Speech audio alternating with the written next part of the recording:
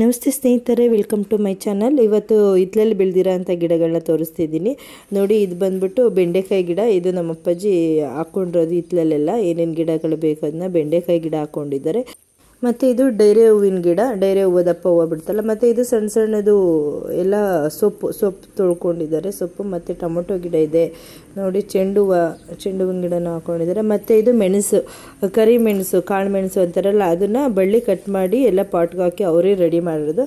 ಇದು ಮತ್ತು ಅಡಿಕೆಗಳನ್ನ ಇದನ್ನು ಅಡಿಕೆ ಗೋಟ್ ಇರುತ್ತಲ್ಲ, ಆ ಗೋಟನ್ನ ತೊಗೊಬಂದು ಅವರೇ ಪಾಟ್ ರೆಡಿ ಮಾಡಿ ಗೋಟ್ ಹಾಕಿ ಗಿಡಗಳನ್ನ ಬೆಳೆಸಿದ್ದಾರೆ. ಮತ್ತು ಇದು ನೋಡಿ, ಕಬ್ಬು ಇದೆ, ಮತ್ತು ಬಾಳೆ ಗಿಡ ಇದೆ, ಎಲ್ಲ ಥರನೂ ಹಾಕೊಂಡಿದ್ದಾರೆ ನೋಡಿ. ಅಡಿಕೆ ಗೋಟೆಲ್ಲ ಬೆಳೆಸಿರೋ ಅಂಥದ್ದು. ಮತ್ತು ಇದು ವಿಳ್ಯೆದೆಲೆ, ಇದು ಬಳ್ಳಿ ವಿಳ್ಯೆದೆಲೆ. ಇದು ತುಂಬ ದೊಡ್ಡದು, ಅಂದರೆ ದೊಡ್ಡದು, ಊಟ ಮಾಡ್ಬೋದೇನೋ ಎಲೆ ಅನ್ನೋ ಥರ ತುಂಬ ದೊಡ್ಡದಾಗಿದೆ. ಬಿಳಿ ವಿಳ್ಯೆದೆಲೆ ಅಂತಾರೆ. ಮತ್ತು ಇಲ್ಲಿ ಔಷಧಿ ಗಿಡಗಳು ಸಹ ಇದೆ. ಇದು ಮತ್ತು ಬದನೆ ಗಿಡ, ಮನೆ ಹತ್ರನೇ ಮನೆಗೆ ಆಗುವಂಥ ಬದನೆಕಾಯಿ, ದಪ್ಪದು ಎಣ್ಗಾಯಿ ಮಾಡ್ಬೋದು, ತುಂಬ ಚೆನ್ನಾಗಿದೆ. ಗುಂಡು ಬದನೆಕಾಯಿ, ತುಂಬ ಬದನೆ ಗಿಡಗಳೂ ಇದೆ. ಮತ್ತು ಇದು ಪುದೀನ ನೋಡಿ. ಪುದೀನ ಅಂತೂ ತುಂಬ ಅಂದರೆ ತುಂಬ ಇದೆ. ಇದು ಒಂದು ವಿಶೇಷ ಏನಪ್ಪ ಅಂದರೆ, ಇದು ಡ್ರ್ಯಾಗನ್ ಫ್ರೂಟ್ಸ್ ಬಳ್ಳಿ, ಇದು ಗಿಡ, ಇದು ಒಡ್ಕೊಂಡಿದೆ ಇನ್ನೂ ಕವಲು. ಇದು ಮುಳ್ತಂತಿ ಕಂಬಕ್ಕೆ ಹಬ್ಸಿದ್ದಾರೆ. ಅದು ಇನ್ನೂ ಇವಾಗ ಹೊಡ್ಕೊಂಡಿರೋದು, ಇನ್ನೂ ದೊಡ್ಡದಾಗಿಲ್ಲ. ಮತ್ತು ತುಳಸಿ ಗಿಡ ಇದೆ, ದೊಡ್ಡ ಪತ್ರೆ ಚಟ್ನಿಗೆ ಎಲ್ಲದಕ್ಕೂ, ಬೋಂಡಕ್ಕೆಲ್ಲ ಚೆನ್ನಾಗಿದೆ. ಮತ್ತು ಇದು ದೊಡ್ಡ ಪತ್ರೆ, ಮೆಣಸಿನ ಗಿಡ, ತುಂಬೆ ಗಿಡ ಇದೆ. ಇದನ್ನು ಔಷಧಿ ಸಸ್ಯವಾಗಿ ಉಪಯೋಗಿಸ್ತಾರೆ. ಹಸಿರು ಮೆಣಸಿನ್ಕಾಯಿ ಗಿಡ ಹಾಕಿದ್ದಾರೆ, ಮೆಣಸಿನ್ಕಾಯಿ ಇದೆ, ತುಳಸಿ ಗಿಡ ಇದೆ. ಮತ್ತು ಇದು ಹೂವು, ಸಣ್ಣ ಸಣ್ಣ ಹೂವುಗಳು ದೇವ್ರ ಪೂಜೆಗೆಲ್ಲ ಇರುತ್ತೆ. ಮತ್ತು ಇದು ಗೆಣಸು ಇದೆ ನೋಡಿ. ಇದು ಈ ಕಡೆ ಕೊಪ್ಪಳು, ಇದರಲ್ಲೇ ದೊಡ್ಡ ಹಲಸಿನ ಹಣ್ಣು ಬಿಡೋದು, ಹಲಸಿನ ಹಣ್ಣು ಸಹ ಬಿಡುತ್ತೆ. ಮತ್ತು ದಾಸವಾಳದ ಗಿಡ ಇದೆ.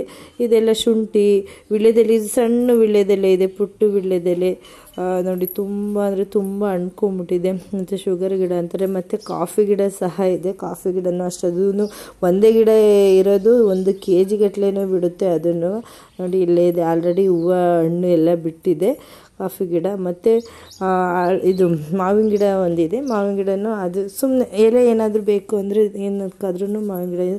ಮತ್ತು ಮನಿ ಪ್ಲ್ಯಾಂಟು, ಅದನ್ನು ಸಹ ಹಾಕ್ಕೊಂಡಿದ್ದಾರೆ. ಏನೂ ಇಲ್ಲ ಅನ್ನೋ ಥರನೇ ಇಲ್ಲ, ಎಲ್ಲ ಥರ ಗಿಡನೂ ಚಿಕ್ಕದು. ಇದು ಸೀಬೆ ಹಣ್ಣು ಅಂತಾರಲ್ಲ, ಅದು ಸಹ ಇದೆ. ಮತ್ತು ಇದು ಸಣ್ಣ ಬಿಳಿ ಹೂವು ಬಿಡುತ್ತೆ. ಇದಂತೂ ತುಂಬ ಅಂದರೆ ತುಂಬ ಹೂವು ಬಿಡುತ್ತೆ. ಅದೊಂದು ಗಿಡ ಇದ್ದರೆ ಹೂವಿಗೆ ಏನೂ ಚಿಂತೆನೇ ಇಲ್ಲ.